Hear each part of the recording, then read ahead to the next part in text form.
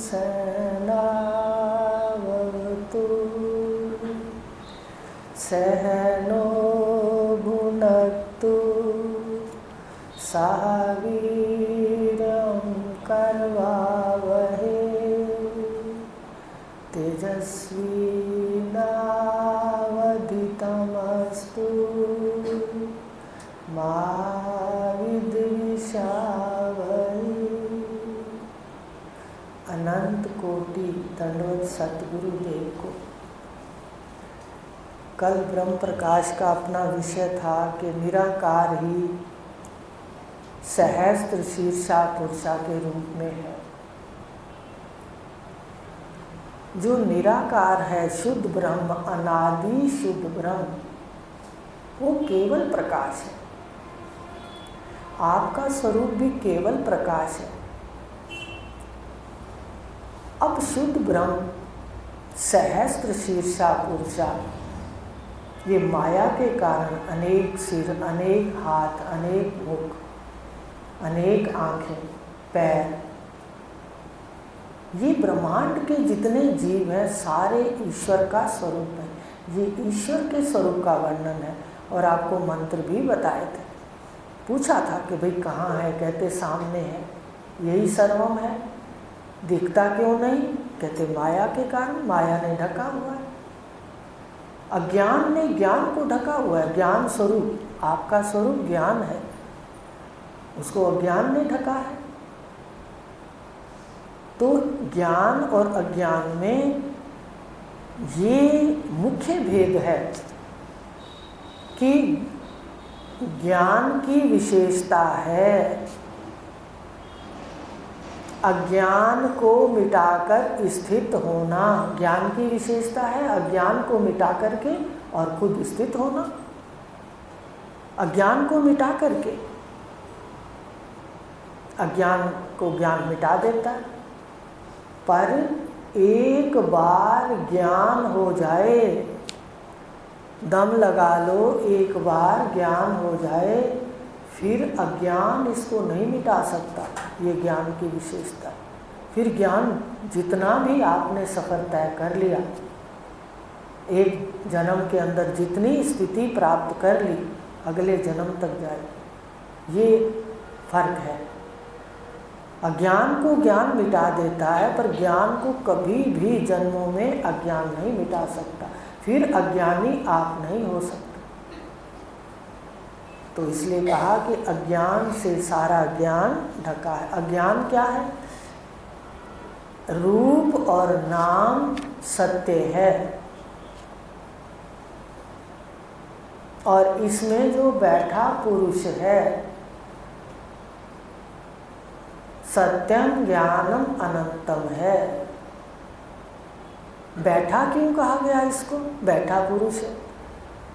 कहते जो प्रकृति है ये हर क्षण चल रही है। माया का कार्य, ये जगत है, ये रूप है, ये नाम है, ये हर क्षण चल रहा है। और आप चलते हुए को देख रहे हो, बैठे हो, स्थिर हो, कुटस्थ हो, तटस्थ हो, तट पर बैठे हो, जगत का सागर चल रहा है। आप सामने तट पर बैठकर साक्षी होके देख रहे हो। इसको पकड़ नहीं सकते चलते हुए जल को। हरिद्वार जाते हैं आप, गंगा जी में एकदम पैर रखते हो, कहते यही है कि वही गंगा है जो भागीरथी लाए थे। मनन करिए, जल ऐसे चल रहा है। अभी आपने पैर रखा और वो आपसे कदमों दूर चला जाता है, बाद में मीलों दूर चला जाता है, आप वहीं खड़े हो। ऐसे ही ये जल है, ये जगत सागर है, ये माया, ये संसार है, ये हर क्षण चल रहा है और तुम कुटस्थ हो। इसलिए कहा चलते में बैठा वो आप प्रकाशक हैं। देखो, इस बात की पहचान करो।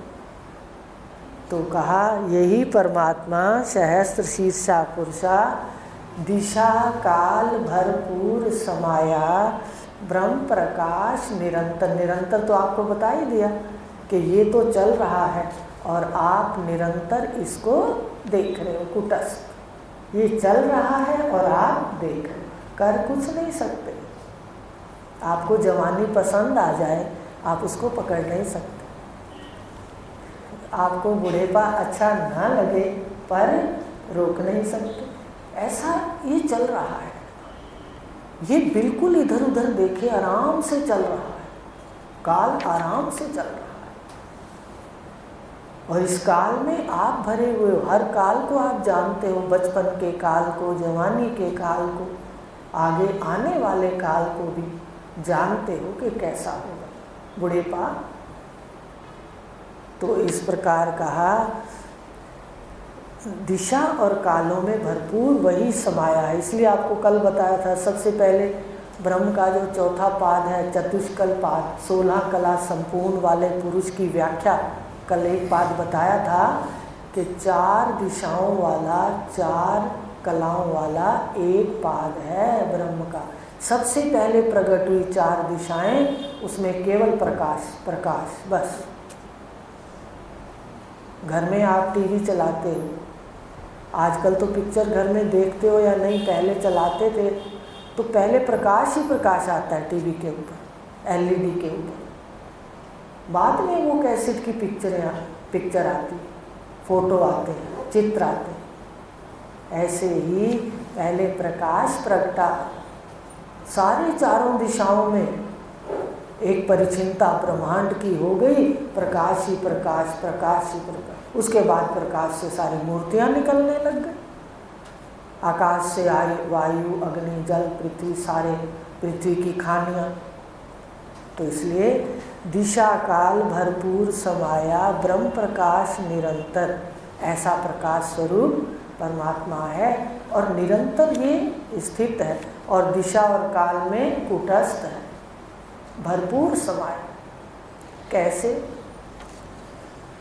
जैसे स्वर्ण का कोई आभूषण है, उसको कंगन कह दो, कंगन के हर कण को स्वर्ण ही कहते हैं, कंगन के प्रत्येक कण के को स्वर्ण ही कहते हैं। उसका जो कंगन का आकार है वो तो कल्पना है, कल्पना तो कल्पना है, कल्पना सत्य थोड़ी है, कल्पना कभी नहीं दिखती। कल्पना तो कल्पते हैं मन में और फिर मिट जाती है। ऐसे ही जगत ईश्वर की कल्पना है, रूप ईश्वर की कल्पना है जितने हैं, पर इसमें कूटस्थ भरा हुआ प्रकाश स्वरूप सच्चिदानंद अनंत है, ब्रह्म है। जैसे कंगन में स्वर्ण है, ऐसे जगत में ब्रह्म है। तो कहा दिशा काल भरपूर समाया, ब्रह्म प्रकाश निरंतर। पर चक्षु 2 जो हैं अपने पास, चर्म चक्षु, इन आँखों को क्या कहते हैं? चर्म चक्षु। इन चर्म चक्षुओं से इतना प्रत्यक्ष होने पर भी, इतना सच्चा अद्वैत होने पर भी बिना तत्वज्ञ गुरु के नहीं देखता। गुरु तो हर कोटि में है, पर सतगुरु जो तत्वज्ञ पुरुष है वो निरावरण कर देते हैं परमात्मा को। आप ताकत लगा के अपनी दिव्य दृष्टि ले करके देखने लग जाते हो। ये सतगुरु की कृपा है। जितने उपनिषद उठाते हैं, महापुरुषों की बातें, चाहे योग वशिष्ठ हो, चाहे और भी रामचरितमानस में भी महिमा, उसमें यही लिखा गया है कि तत्वज्ञ पुरुष के अलावा ये विद्या कोई नहीं दे सकता। तो कहा आंखें होते दिखे नाही, सच झूठ का अंतर। देखो हम प्रत्यक्ष देखते हैं, एक हमारे सामने शव होकर के उतर के गिर जाता है, हम उसको आराम से जला देते हैं, आ जाते हैं, पर कभी भी ख्याल नहीं आया कि ये जो मैंने पहना है ये भी इसी कोटि का है, इसी बिरादरी का है। आप किस बिरादरी के हो ये देखना पड़ेगा। 2 ही तो बातें जाननी है। इसमें 2 पुरुष हैं, शर पुरुष को जान लो, ये कहाँ से आया, बस इसके घर चले जाओ, आप कहाँ से आए? आप अपने घर चले जाओ, कोई टेढ़ा काम तो है ही नहीं, बिल्कुल सीधा रास्ता है, इतना सा काम है। इसलिए भगवान ने अभी गीता में 5वें अध्याय में कहा है कि जो शांति पाता है यहीं पर वो मुक्त होता है। मुक्ति तो शरीर रहते मिलेगी, शरीर छूटने के बाद मुक्ति नहीं है, वो तो कर्मों का हिसाब है। मुक्त तो आप जीते जी शरीर होते हो जाओगे, चाहे वो जीवन मुक्त है या विधेय मुक्त है। तो कहा आँखों होते दिखे नाही, सच झूठ का अंतर। देखो सच आत्मा है, जाने वाला है, जो बैठा है, अहम है, मैं है, और झूठ ये शरीर है। पर आँखें होते हुए भी किसी संसारी व्यक्ति को नहीं दिखता है। तो वैसे बहुत आश्चर्य है, मुझे तो बहुत आश्चर्य होता है कि वहाँ तेरी बुद्धि कहाँ थी? तूने क्यों नहीं देखा कि एक जिंदा है, एक मुर्दा, एक सच है, एक झूठ है? लेकिन बिना सतगुरु के नहीं देखा। आंखें ये समझ आ गई कि सारे में वो समाया है, रूपों में आप समाया है, पर आंखें होते भी बिना तत्वज्ञ पुरुष के श्रवण के नहीं दिखता। और श्रवण भी करने के बाद एकदम अंतःकरण साफ नहीं होता। श्रवण बार बार करना है। ये तो जब ज्ञान टूटता है तो पता चलता है कि तुम किस तुम्हारा ज्ञान है। अगर तो संसार की तरफ चले गए तो समझ लो जन्म भी बिगड़ गया और सुना हुआ भी बेकार हो गया। अगर हम परमार्थ में अटल रहते हैं पर्वत की तरह, हमें पता है कि ये सब गलत कर्म तो हमें दे जाएंगे पर हमारे साथ नहीं जाएंगे। मनन करना है गहरा तो अटल हो जाएंगे सत्य में। सारी पूजा पाठ वंदना सब आराम से करेंगे, नियम पालन, मन की शुद्धि। मन का ही सारा खेल है। ब्रह्मा जी का ब्रह्मांड में खेल है और मन का इस शरीर में खेल है। आप जो क्रिया करते हो, क्रिया जो हमारे ओर से होती है वो मन का दर्पण है, याद रखना। जानकार, वो कहते थे जानकार के सामने चिड़िया फटक जाए उनको पता चल जाता है कि क्या स्थिति है। स्थिति देखते हैं ना गुरुदेव भाई, सुने हुए की क्या स्थिति है। सुना है तो कर्म में आना चाहिए। दिखा दे पार्थ कर्म में, ज्ञान बुद्धि कही मैंने, मान तू पार्थ कर्म में। तो मन का जो कर्म है हमारे द्वारा वो मन का दर्पण है। जो हम कर रहे हैं कर्म हम वही हैं। हम कितना कहते रहे ये नहीं वैसे नहीं, वो नहीं, जो हमारी क्रिया में आएगा वही मन है, ये शास्त्र कहता है। इसलिए मन को संवारना है। कल भी बताया था कि मैले कपड़े पर कभी भी रंग दूसरा नहीं चढ़ता। मैले मन के अंदर कभी भी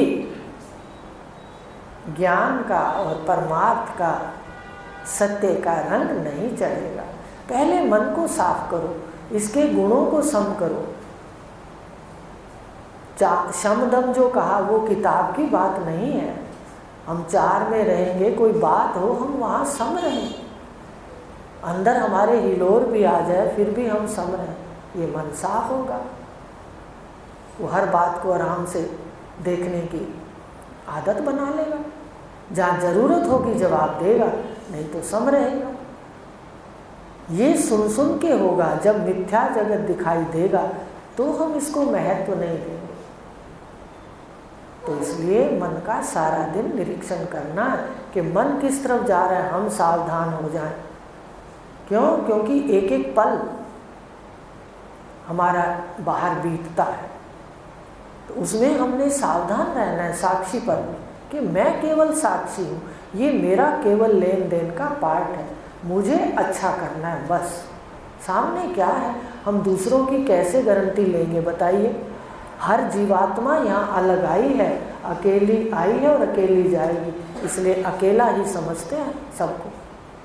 हर कोई अपनी साधना अकेले करती है। कोई आए या ना आए, फटाफट अपने बनाए हुए उसके हिसाब से कि आज ये काम करना है, फटाफट आ जाते हैं। जब भी हम साधना में दूसरे का हाथ पकड़ेंगे अपनी साधना रह जाएगी।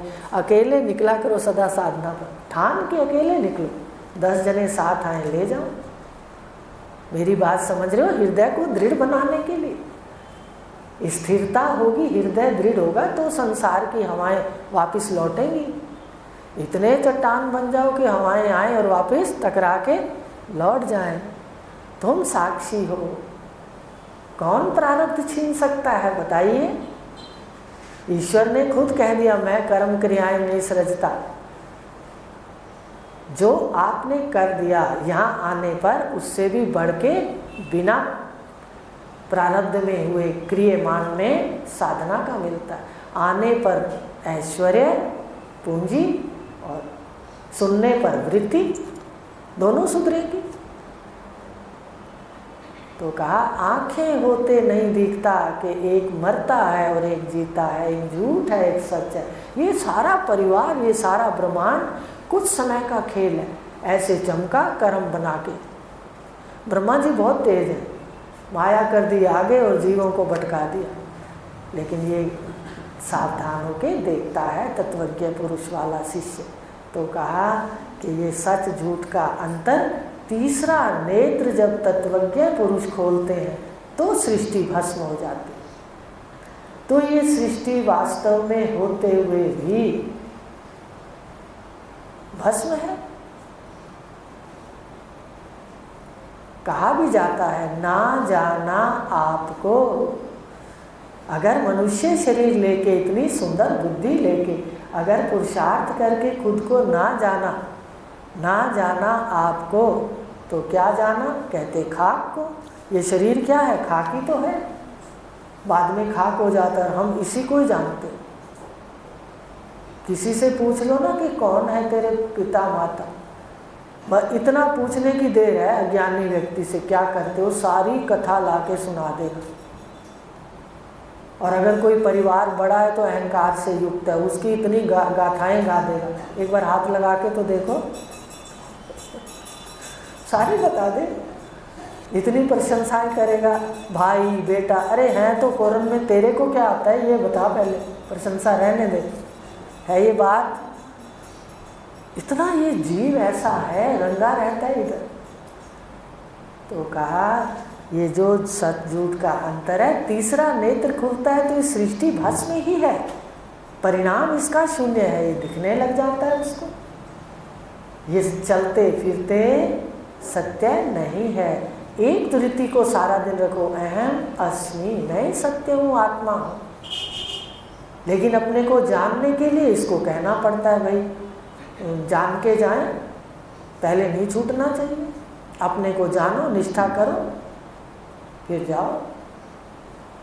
तो कहा ब्रह्म प्रकाश का जानना मुक्ति का है द्वार। जो ज्ञान मिल रहा है आपको, केवल ज्ञान, ये मुक्ति का द्वार है। द्वार पे पहुंच के दर्शन नहीं हो जाते सतगुरुदेव के। हम आश्रम के द्वार पे चले जाएं ऋषिकेश, अगर हम अंदर दरवाज़ा खोलकर अपने महाराज श्री के कमरे में ना जाएं तो दर्शन नहीं होंगे। फिर ये जो टांगें चल रही होती है ना चलते चलते, इसको भी बंद करना पड़ेगा, इसको भी रोकना पड़ेगा, वहाँ बैठना पड़ेगा। सारी क्रियाओं को देखो कैसे शांत होकर के दर्शन होंगे। ऐसे ही ब्रह्म प्रकाश का जो ज्ञान है, जो आत्मा ब्रह्म का ज्ञान है, ये तो दरवाजा है। इसमें परम पुरुषार्थ करके अपने ऊपर ढालना है। ये सारी प्रक्रियाएं याद रखनी है। शमदम प्रति श्रद्धा तितिक्षा श्रमादा। एक बात और कह देते हैं आपको, जो इस स्थान पर बैठा उसको कुछ नहीं चाहिए, कल का मुझे नहीं पता। केवल संबंध बनाना है तो वफादारी का बनाओ, बस एक बात रख लो। गुरु कहने की भी आवश्यकता नहीं। मेरे पास ऋषियों का प्रसाद है, मेरे गुरुदेव का 8 का पैकेज दिया हुआ है, सबको दे देते। जो पात्र होता है उसको पूरा दे देते। मेरा उसमें क्या है, प्रसाद है, आपको मिल रहा है। अगर हम कहीं अपने जन्म को सफल करना चाहते हैं, एक रिश्ता गांठ लो बस, वफादारी। इस ज्ञान से बढ़कर कुछ नहीं है। बस हमारी सारी वृत्तियाँ शुद्ध हो जाएंगी अगर हम लागू करेंगे तो होगा अंदर साक्षात। जब सतगुरु के पास जाते हैं, बाहर से उनका संग करते हैं तो उनके गुण अच्छे लगते हैं, हमारे अंदर भी आने लग जाते हैं। कहते वो ऐसा करते हैं ना, हम भी ऐसे करेंगे। ध्यान से सुनना, दरवाज़ा कहा ना, ज्ञान तो दरवाज़ा है, अंदर जाना ही पड़ेगा मजबूरी के अंदर। अब वो चले गए, पर जो उनके अंदर का अंदर हीरे जवाहरात इस ज्ञान का भंडार है, वो तो जो उनके साधना के अनुकूल होगा उसके सामने खोल के रखेंगे। आ रही है बात समझ? चाहे वो महावाक्य हो, चाहे वो शोधन हो, चाहे वो स्थितियों की बातें हो। पहले सुनने में दिक्कत आती है, फिर स्थितियों में आती है।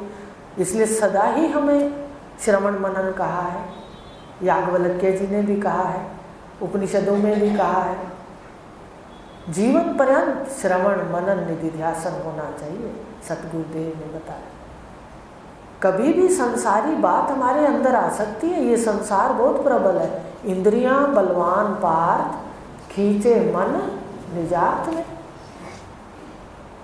इंद्रियां इतनी बलवान हैं, हम कभी मन का भरोसा ना करें मैंने मन जीत लिया। काम के लिए तो इतना कह दिया, काम है बुद्धि से परे, इसके लिए तो सावधान रहना चाहिए। ये आकर्षण बुद्धि से परे है, बुद्धि को वहाँ खत्म हो जाती है और व्यक्ति कार्य कर लेता है। सावधान तो रहना पड़ेगा ना। सुना रहे हैं भगवान कह रहे इंद्रियां इतनी बलवान हैं, अपने विषयों की ओर भाग जाती हैं। इसलिए कभी विश्वास ना करें हम इन पर। उसके लिए क्या, इसको काटने के लिए केवल श्रवण है, मनन और निधिध्यासन है, बस। निधिध्यासन कहते हैं निरीक्षण, तो वही मेरे अंदर कितना ढला। अंदर राग द्वेष आने भी मत दो। किससे राग द्वेष करते हो? जब तुम स्वयं कहते हो, भी आगे पढ़ाएंगे हिरणागर्भ वगैरह, तो उसमें बताएंगे सर्वम आप है, तो गुणों का तो वर्णन हो सकता है, गुणों के लिए तो सही गलत कहा जा सकता है, द्वेष नहीं, राग द्वेष नहीं। तो ये अपना निरीक्षण चलेगा, इसलिए सदा चलेगा। इंद्रियां बलवान हैं, विषयों में भाग ना जाए, भगवान कह रहे।